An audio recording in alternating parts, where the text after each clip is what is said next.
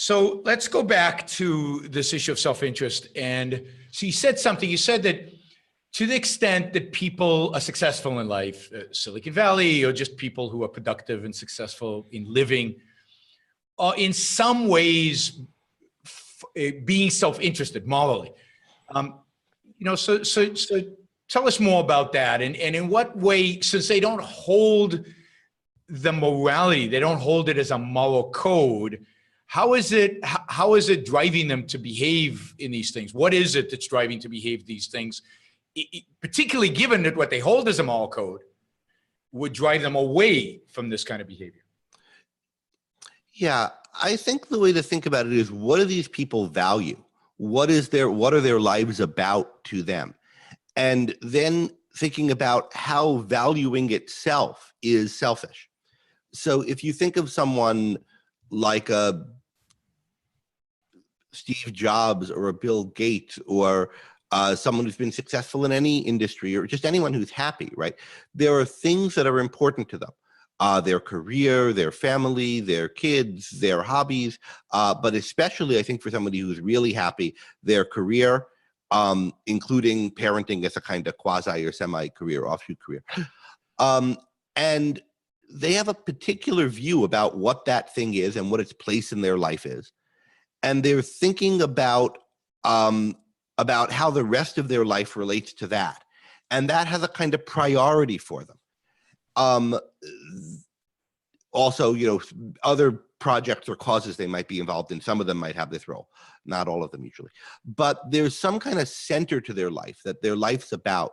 And they think about that in connection to all the other things they do. They experience love for it. They work for it. They evaluate other things in connection to it, and they shape their life around it. Their life has some direction.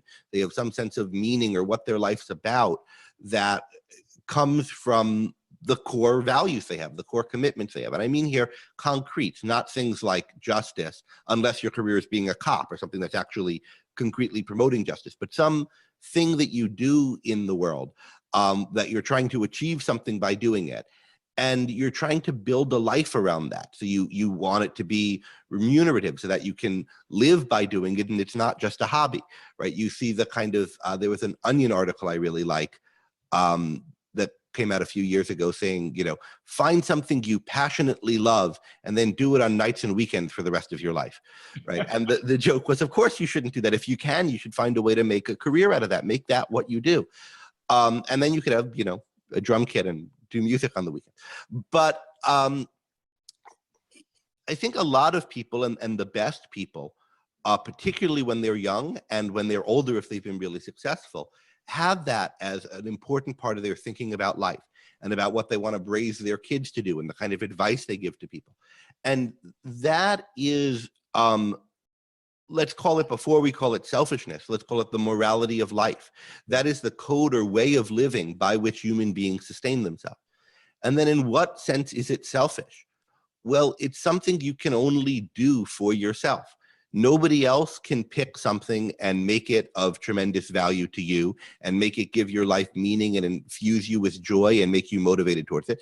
And you can't do it for anybody else. And if you're going to have that kind of value at all, you can only have it for yourself. Values aren't just out there in the world to be achieved. Things just don't have some glow to them that calls to people or calls to everybody. If they call out to you or are attractive to you, it's because of something you're doing. You've made them important to you. You've invested them with that value and meaning and significance, and you've invested them with that for you. And if you don't do it, the world will be a bleak and boring and empty, depressing place for you. And again, you can't do it for other people except by inspiring them in ways. But you can only do that by first having values and achieving them and going after them and being a happy, energetic, productive, creative person. And again, that's something you can only do for yourself. So the whole process of living, of coming up with values, of achieving them, of figuring out what things are really valuable, is something that one does as an individual. We don't do it as collectives, and we can't do it for one another. And in that sense, to value, to really live, is to be selfish. And the alternative is a kind of gray indifference or resentment or boredom. Or hatred, or hatred. kind of the nihilism that is common today. I think all the results of the lack of that. Yeah, I think. So would you say that was so that people hold, in a sense, an implicit selfish moral code in spite of kind of the explicit moral code that they claim to hold? Or would you say it's not even morality because it's not at that level? I think it depends on the person. So the people of someone like Steve Jobs, I would say he definitely held an implicit moral code. Someone who's a real, hero, despite some, uglier episodes in his life, where I don't think he was being selfish. But of someone like that, of someone like Hank Rearden in Atlas Shrugged, before he learns the full philosophy, I would say he definitely had an implicit code. His life had a direction, it was focused. I think for most people, maybe it doesn't rise to that level of a consistent code directing their life, but there are elements of it in them.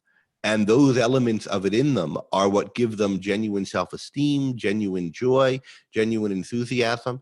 It's what enables them to actually experience love for other people and also for other things.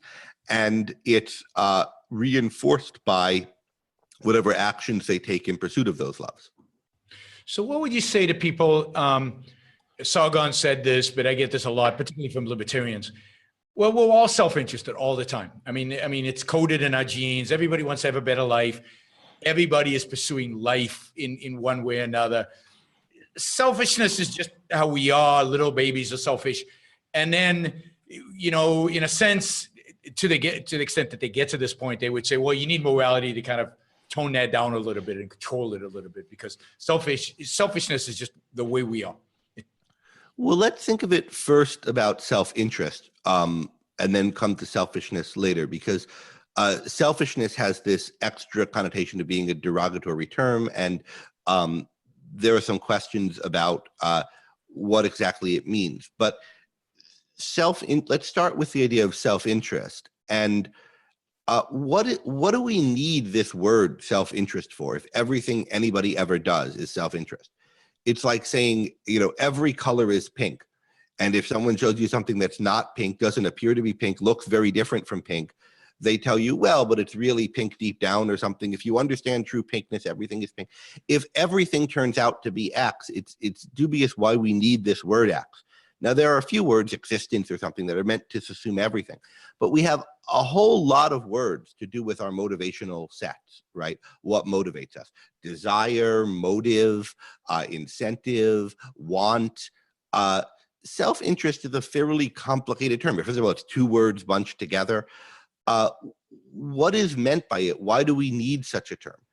And I take it that you need such a term to think about, there are different people's interests. They can possibly conflict. There are different motives that people can have. And you want to know when people are acting on the motive of their own interest, as opposed to somebody else's interest, or as opposed to acting in some way at random or without any thought to anyone's interest. If you didn't have that context of a contrast, you want to say, here's when we're acting self-interested versus here's when we're not, there'd be no context and no need for this term. So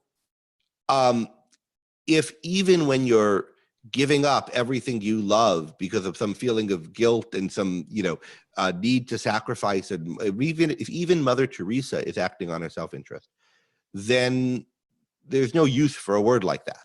It includes everything and doesn't mean much.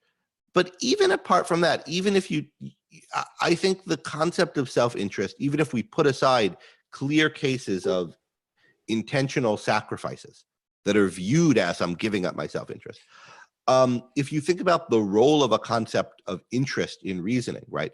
The concept of anyone's interest, as opposed to just saying desire or what you want. It's the concept that does the work of summing up over time and over areas of your life to give you a view of what's on the whole good for you. So if you just have the idea of my desires, then you don't yet have the idea of self-interest. to have the idea of what promotes my self-interest rather than what feeds my hunger or quenches my thirst or satisfies whatever other desire I might have now, you have to have the idea that you've got a lot of desires, you'll have different ones over time, some of them might pull you in opposite directions, and you're thinking about sort of what is in general good for me, as opposed to these many desires which might be in conflict with one another.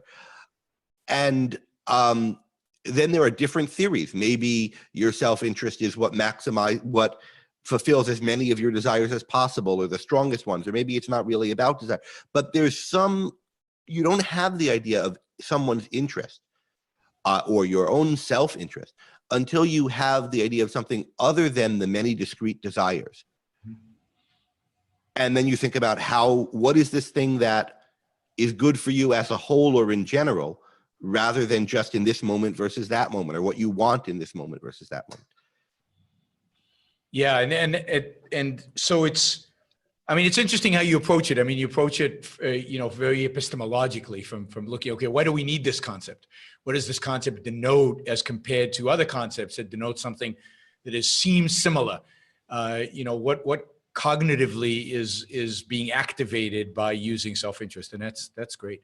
I should say that idea of self-interest is something over and above the desires of a given moment, or any one subset of your desires, isn't something that's distinctive to me or distinctive to objectivism. I mean, philosophers who have thought about a person's interest, including some who are not egoists, some who are utilitarians and so forth, have often thought about this. Because if you're going to try to achieve, say, the greatest happiness for the greatest number, and you're going to be serious about it, you want to try to think about, well, what is that? Giving everybody what they want when they want it? Or how do we tell what's good for people long term? So other philosophers have thought about this. Even Kant thinks about this, right? He thinks that there's a kind of practical reasoning, which is what he calls prudential reasoning. And he separates it off from moral reasoning. And that's his big innovation for the bad, to separate this off from moral reasoning. But it's about figuring out what's good for you, which might be different from what he calls an immediate inclination, what you want right now. And that's a different thing. And then yet in his view, not in mine, yet a third thing is thinking morally, which doesn't have to do with your interest.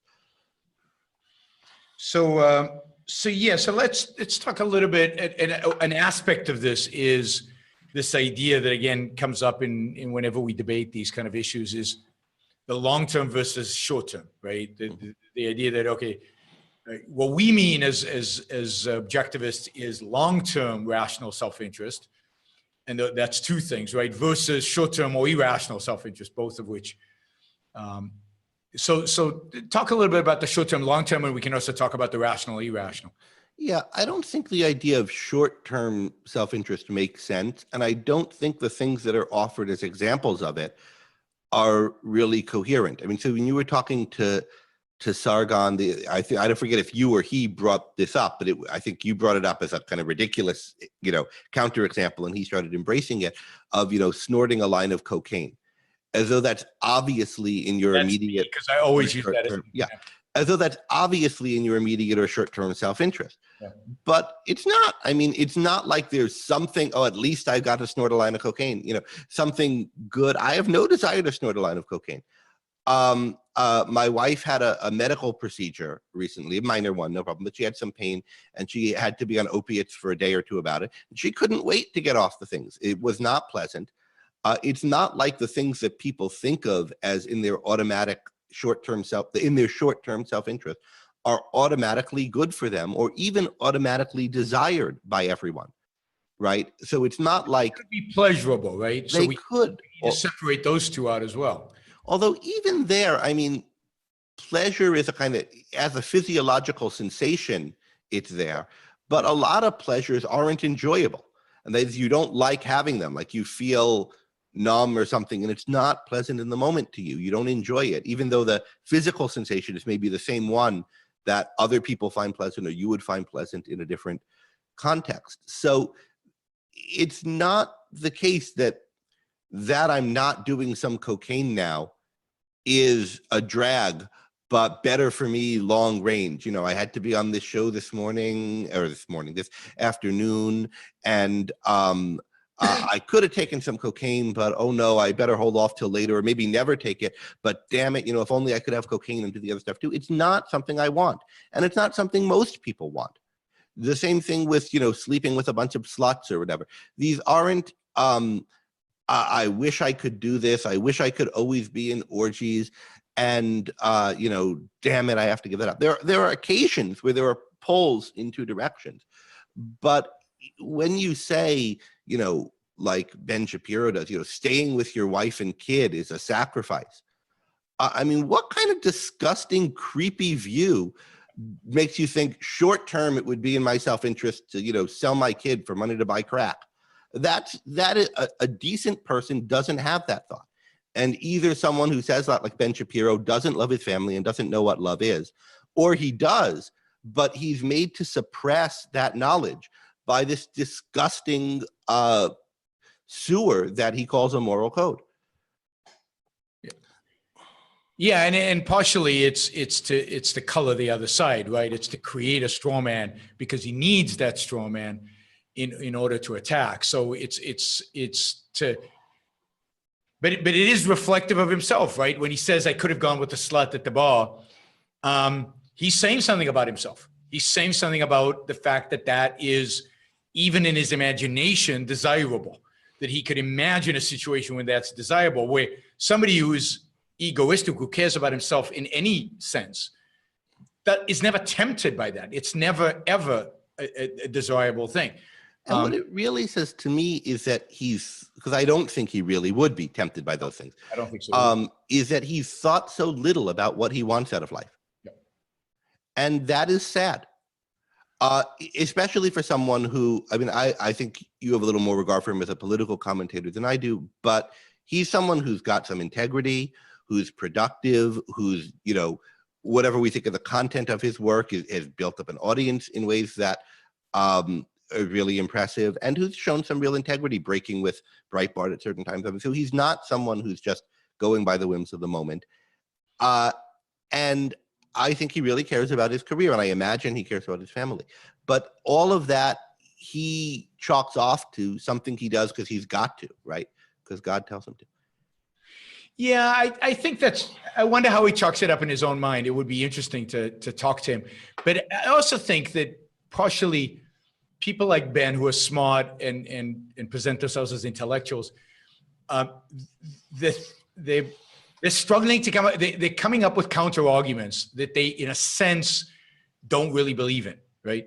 So, as you said, I don't think he's attracted to the slut. I don't think he really thinks anybody or anybody good would be attracted to the slut. But he can't square that with his understanding of morality and certainly his understanding of objectivism, to the extent he's tried to understand it. So he projects that onto objectivism in a sense, intellectual laziness and a way to get a one-up on the other guy rather than think about it. What I think he's not doing is thinking. Yeah, I don't mean to say there are no cases of real temptation if you're an egoist or you're an objectivist. There are lots of cases where there's something you should do, you have reason to do it, and in the moment it doesn't feel motivating to you. There are cases where you might, not be tempted to go and sell your baby to buy money for crack, but not to do the, maybe you've become addicted to crack and maybe that would happen, but not to do the kinds of things that you need to do to sustain your life. There's hard things that are difficult. You discussed an example the other day, I think somewhere, where maybe you have become addicted to opiates through just you were prescribed them, but you find it really hard to get off of them now. And in that kind of a situation, it would be hard to take some willpower or take some work. It would take some real effort to do the thing that you know to be right, but it's the thing that's good for you. And this is true we have to talk about how you know that what's right and what's good for you are the same. But in the case of breaking an opioid addiction, I think it's pretty clear how it's better for you to be off of the drug than on it, yeah. Right? And though that's hard, what you can do to bring yourself forward, and likewise for any goal you have, ambitious goal you have, is not imagine some, external God or something chastising you or wanting to punish you for not doing it, or some society, but recognize that all the things that you want and value out of life are being compromised or destroyed by this addiction. Or on the other hand, when we're talking about achieving something positive, depend on or would be enhanced by getting to this next level in your career, that the various things that frighten you are more frightening if you don't look at them and address them. And you want to connect them to your actual values. And all of the virtues of Rand's morality are virtues that are about doing that, are about recognizing values and learning how to connect things to them and to see how certain actions are required by them. And that's how you motivate yourself to do what's hard, not by, scoffing at yourself or imagining God doing it. Yeah, fearing God is going to come down and strike you with a bolt of lightning.